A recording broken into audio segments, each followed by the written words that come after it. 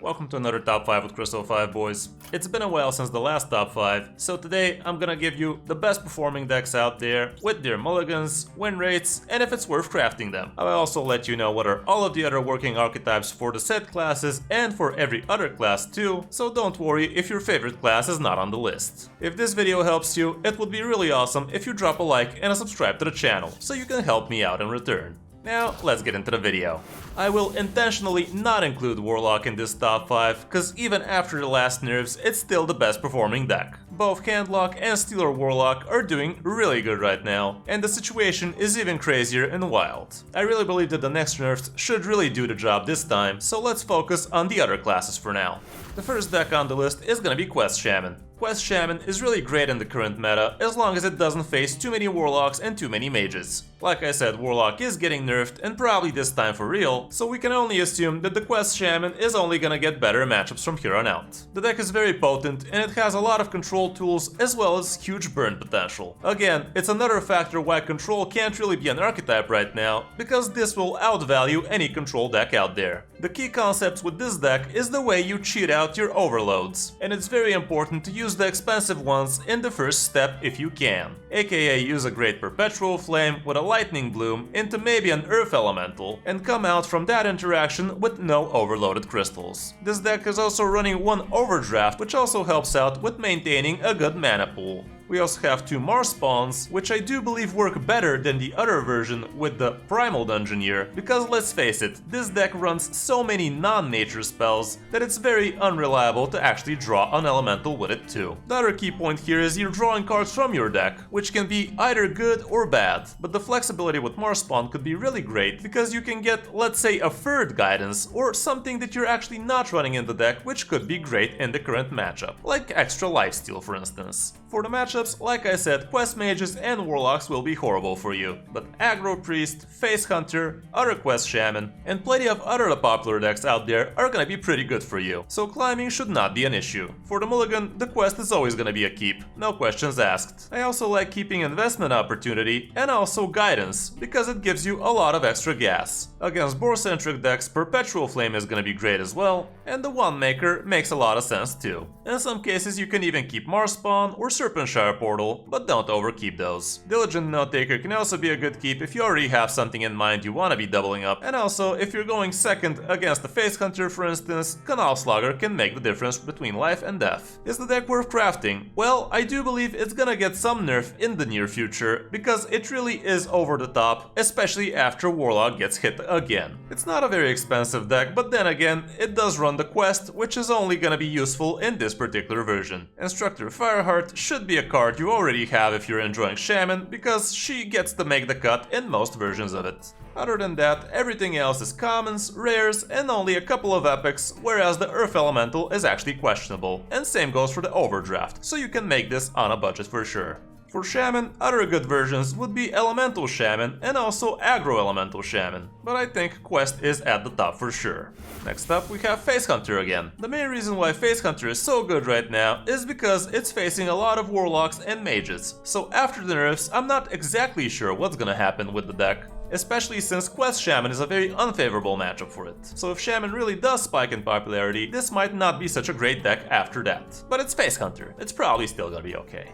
The deck is pretty straightforward, where we have only a few minor changes, running only 1 piercing shot because in this current meta 4 mana is too expensive apparently, and we also have a Guardian Og Merchant which is gonna help you stick a minion on the board for a turn or 2 more, especially against Warlock. We have the 2 Cult Neophytes so you can slow down Mages and Warlocks alike, but it works great against almost any class, as long as it's not super minion heavy. And we also have Imprisoned Felmaws, which again are pretty decent because they block Warlocks and Mages from progressing their quest line while you get prepared for that good 5 damage slap. Everything else in the deck is obvious. Like I said, the matchups, Quest Shaman horrible, Mage great, Warlock great. Shadow Priest might be a problem for you, but it's not an impossible matchup, and same goes for Druid. For the mulligan, when you're going first, you want to keep your Wolpertinger, Interpid, Demon Companion, and if you already have one of those, you can also keep Adorable Infestation. Cult Neophyte can be great against some classes, Imprisoned Felmaw as well, and in some cases, if you're curving well, you can even keep Warsong Wrangler, but I wouldn't advise you to just hold on to that before getting the other 2 good cards already. Flame Crescent can be huge in some matchups, and it's actually your win condition against Quest Shaman for instance, because you really need to get as much damage as you can from the Flame Crescent with a huge Rhino, so you can clap twice. But against Elemental Shaman for instance, you're gonna be using this for a lot of trading too. So it's a really versatile weapon, but don't just keep it because it's a 1-drop. And also be careful how you use it, because sometimes you would prefer to play the Ringling Rifle before it, so you can abuse the Trame later on to its full potential. Mankrik is a pretty good keep in my book in most cases, but anything from the bottom is not great. Wound Prey could be good against some cases, but I would prefer keeping it when you're going second. When going second, it's basically the same, but like I said, a little more reactive spells wouldn't hurt you. So Wound Prey becomes a little bit better, and if you're already curving well, even Aim Shot might make enough sense, especially if you're expecting a huge target early on. Is Face Hunter worth the craft? I do believe so. It's basically an evergreen deck with minor adjustments after each expansion, so if you want to have a solid deck in your collection for a couple of years, Face Hunter definitely would do the trick. Other than that, we also have Quest Hunter, which is also doing somewhat okay, and it might actually even become better after the nerfs, but who knows, time will tell. Next up we have Shadow Priest, with Gandling being the centerpiece here. The Gandling Shadow Priest can do huge stuff as soon as turn 3 or 4, if you coin out Gandling into a couple of Dusk Imps or Murloc Tiny Fins, and if you also have Raise Dead in your hand, you can literally do that as well in the same turn and get them both back because Gandling actually kills the minions, so you get them in your Raise Dead pool. You can really high roll like that, but you also have the Aggro Shadow Priest core as well. So we still have the Void Touched Attendant, Guardian Merchants and Frazzled, so you have some sticky minions, Kulturon Chaplain, so you make your minions healthier, Wriggling Horror, and you also have Elucia, which can really screw over some decks. Traveling Merchant usually is quite chunky, and you also have Voracious Reader for that good refill. Matchup wise, the problem is Quest Shaman is gonna wreck you, but as you can see, everything else looks pretty green. With Warlock probably becoming a lot less popular after the nerfs, it's gonna lose a great matchup, but who knows what else will pop. I'm gonna be using a little more populated list so I can help you out with the mulligan too, because I actually haven't played this deck, so I don't know all of the intricacies with it. This is what it looks like when you're going first. Void Touched Attendant could be pretty hard to remove early on, especially if you make it at 4 health or you give it Divine Shield. Tour Guide is pretty great, Frazzled as well, Wriggling Horror, Imprisoned Homunculus, and Twilight Deceptor too. You're not running too many shadow spells, so the sooner you do this, the better for it. Cult Neophyte could be great in some cases, and also Gandling seems to be a keep in some matchups too, as long as you know they don't have an easy AoE that clears all of your 4/4s. If you already have Gandling, you can even think about Dusk Imp and Raise Dead, but it's a very niche play, so it's basically like getting Royal Straight Flush in poker. It's not gonna happen too often, but you're gonna feel damn good when it does. When on the coin, Gandling becomes even more keepable, because you can do that bullshit as soon as turn 3. Guardian, Imprisoned,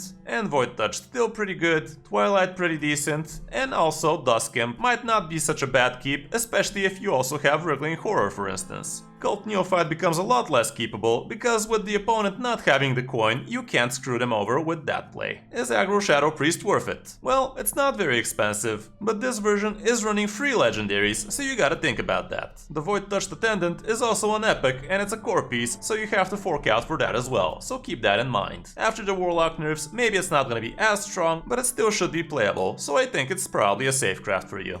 Other than that, for Priest, people are also trying Quest Priest, but let's face it, this is not the correct meta for Quest Priest to thrive. On the number 4 spot, let's talk about Quest Mage, which even after the nerfs is a pretty solid deck, and you can see it getting played in GMs quite often too, as well as in ladder. In Cantor's Flow, getting up to 3 mana is definitely a nerf the deck needed, but even after that, the deck still is crazy good. The quest progression gives you a nice draw spell, after which you get the Discover a spell on the second quest, and you get your quest reward on the last one obviously. This version is running Wand Thieves, so you can actually have something you can target on your own with your Brain Freeze for instance. The Frost spell seems to be the hardest thing to pull off with this deck, so that is why the Wand Thief helps out. And you also discover another card. Not much to talk about this deck really, everybody knows about it and it's still pretty good, so go for it. For the matchups, Quest Demon Hunter is gonna be hard, especially since they're running Glide, and Secret Paladin is not gonna be too fun for you as well, because Oh My Yak screws up your quest progression most of the time. Aggro Shadow Priest seems to be too fast, and same goes for Face Hunter.